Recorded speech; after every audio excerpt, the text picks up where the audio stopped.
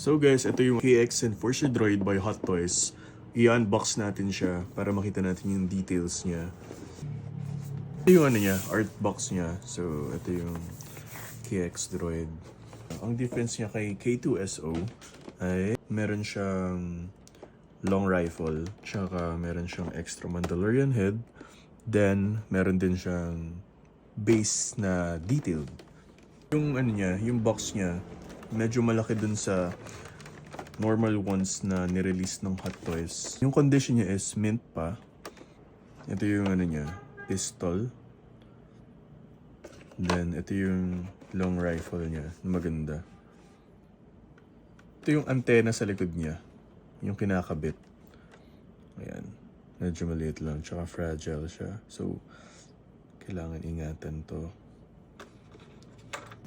Pero may die-cast parts. Ito kasi ang lamig parang bakal. Tsaka ang bigat niya. Ang bigat niya. Matigas pa yung mga joints. Maririnig mo yung kapag ina-articulate. Matigas sobra yung joints. So ayan. Tapos pati yung mga fingers niya, nag-articulate.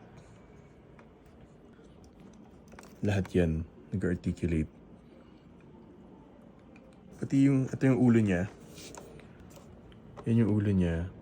Umiilaw to. Itong KX Enforcer Droid, sila yung dineploy ng Empire para patayin yung mga Mandalorian. Para i-invade yung Mandalore. Pinakita to sa Book of Boba Fett. Ayan siya. Tangkad nyo.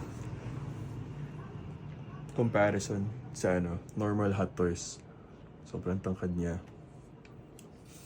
Tapos yung likod, tingnan natin. Likod niya, detail din sobra. Tapos, dito kinakabit yung antena kanina. Ayan, pati dito, sobrang detail do. Merong mark ng Imperial. Ayan siya. Pati dito ang detail. Ganda ng details. So, tignan naman natin yung niya, yung base. So, ito yung base niya. Ito yung kaibahan niya. Ang ganda ng base niya. Sobrang detalyado. Okay. Hindi siya yung the usual na Star Wars base. Na puro ganito lang.